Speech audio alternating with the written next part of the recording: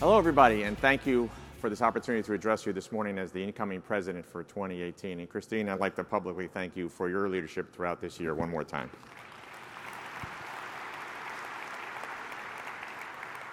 I, too, would like to acknowledge the leadership of Roxanne and Jordan and Jill and the tireless efforts of our SSH staff to bring you a fantastic program. So again, thank you to the Planning Committee and thank you to the staff.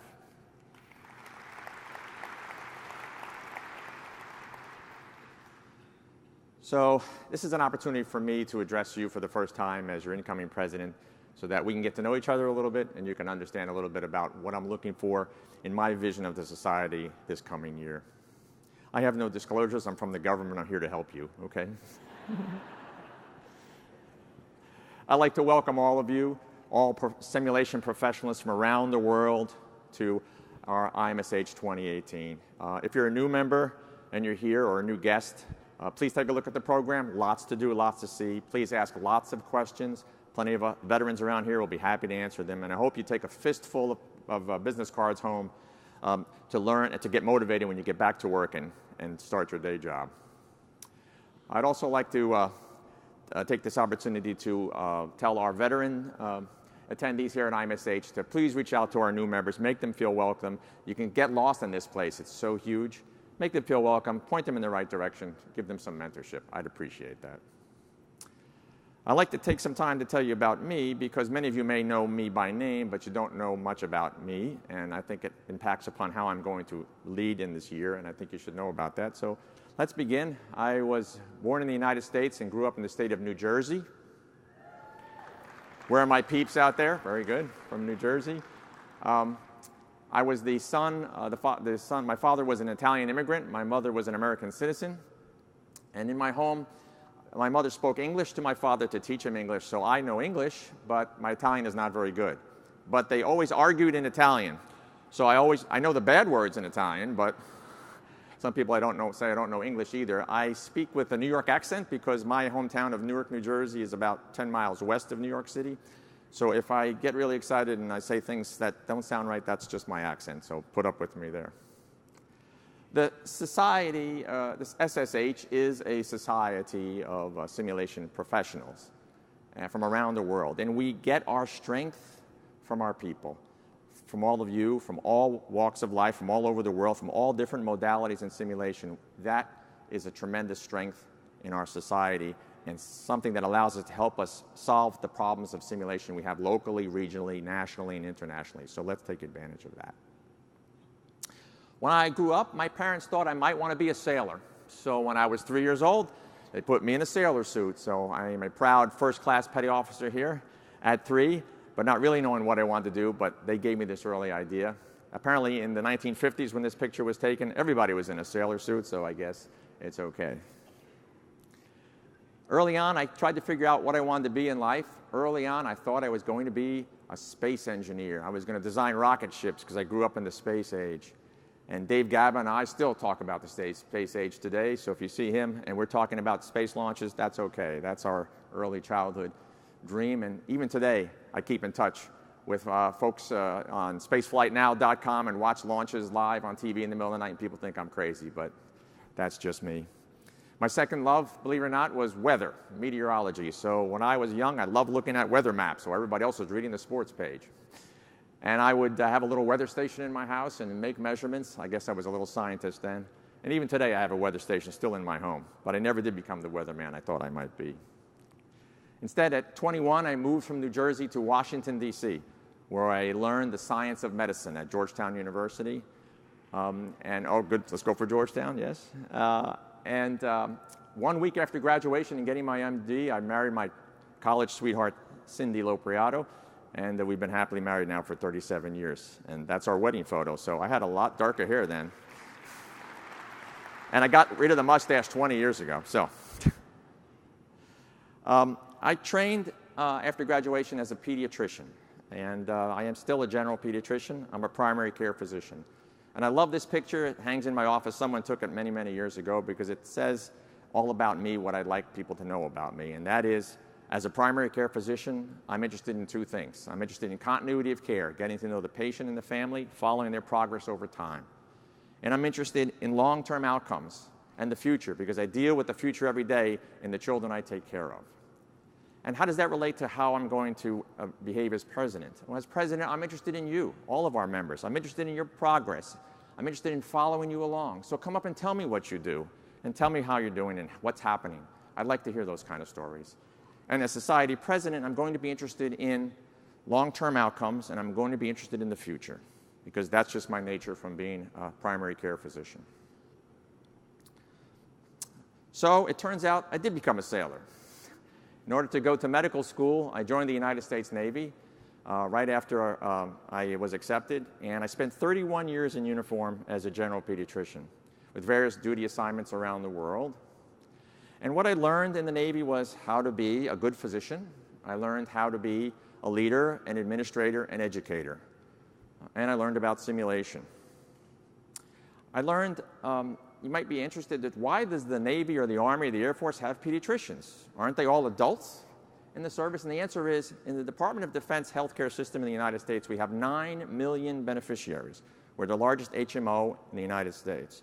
And of those 9 million, 2 million are children. So there's plenty of work for pediatricians in all 3 services. As I said, I learned about simulation as an educator in the Navy. I retired in 2008, and today I have the pleasure of, well, I'll get to that in a minute. I retired in 2008 and put on this civilian uniform, and I still work in simulation, and I'm still a general pediatrician. My wife Cindy and I are blessed with 2 sons who decided to follow their dad into the profession of medicine and also to serve their country. They're both officers in the United States Navy. Joe Jr. on the left is an internal medicine physician, and my son Nicholas on the right is an orthopedic surgeon.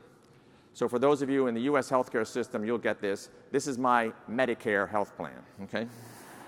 Because as a pediatrician, I am totally useless to myself when I get sick, right? So it's good to know I have my own healthcare plan in case our healthcare plan blows up. I also have a lovely granddaughter. Her name is Domenica Lopreiato. Domenica means Sunday in Italian. And this is her birthday party about 3 weeks ago, and I think she wants to go into the family business. She says, "Papa, can I listen to your heart?" Sure you can. So today, I'm the medical director of the Val Hemming Simulation Center from the Uniformed Services University, which is a U.S. federal medical and nursing school located outside Washington, D.C. So if those of you who come to Washington, D.C., I'd love you to come by and visit, take a tour. If you're a U.S. taxpayer, this is what you bought. Come see it.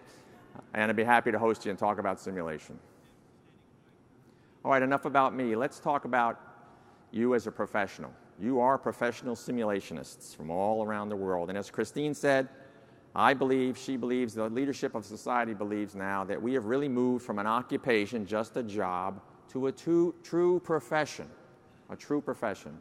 And what does that mean? In my opinion, that means we can no longer be satisfied with knowing about simulation from just working every day in our jobs. On-the-job training alone is necessary, but not sufficient, in my mind, to be a simulation professional.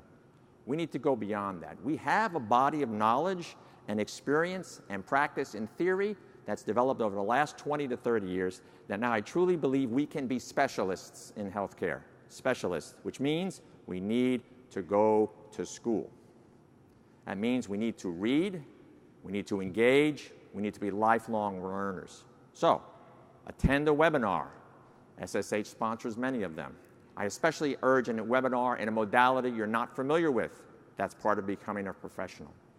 I urge you to go to our regional and local conferences. SimOps is one of them.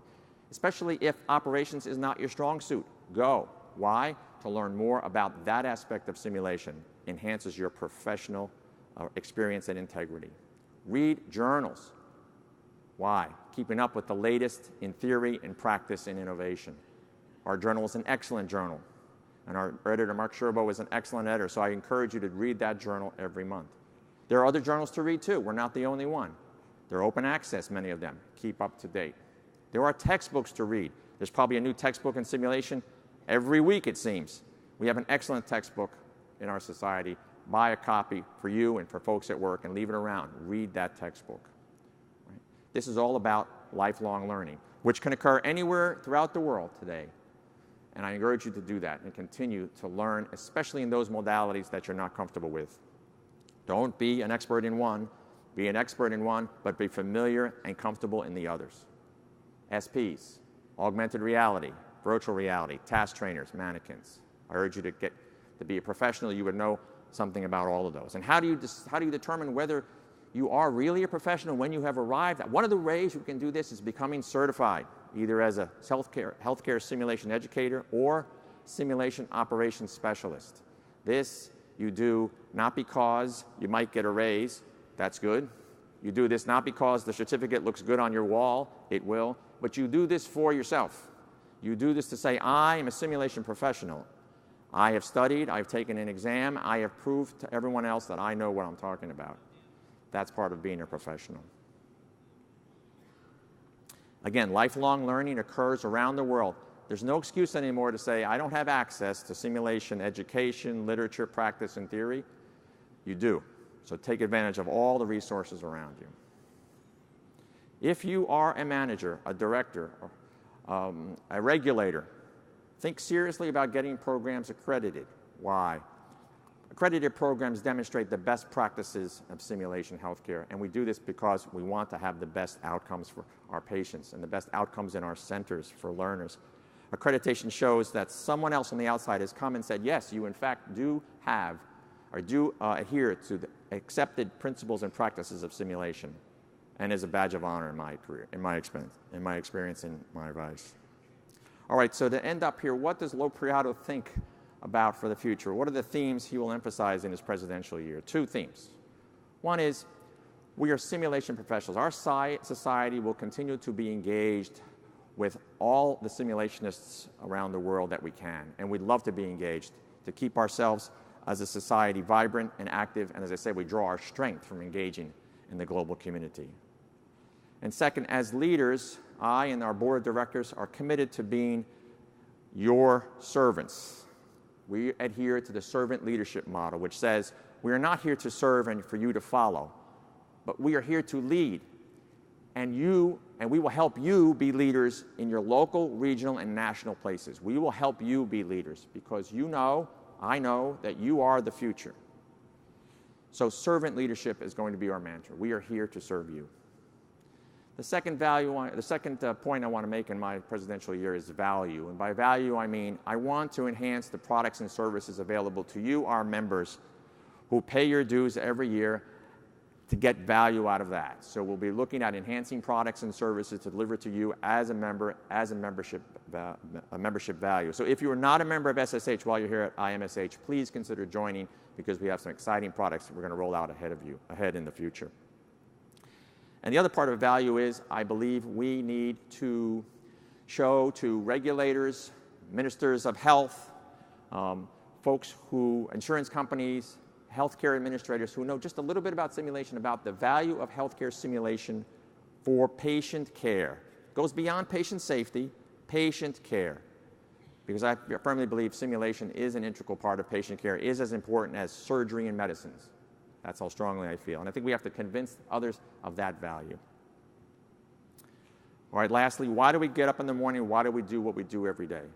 We do it because of patients. No matter if you're an educator, operator, administrator, coordinator, regulator, you have to know that every little thing you do in simulation somehow, somewhere is going to affect a patient and the providers that provide care to our patients. So that's why we get up in the morning. If someday you feel like, why am I even here today? I'm banging my head against the wall. Just remember this picture. That's why we get up in the morning. Again, I appreciate the opportunity to address you this afternoon, and I look forward to meeting many of you during this meeting. Please come up and say hello. I am honored and privileged to be your servant leader in 2018. Thank you.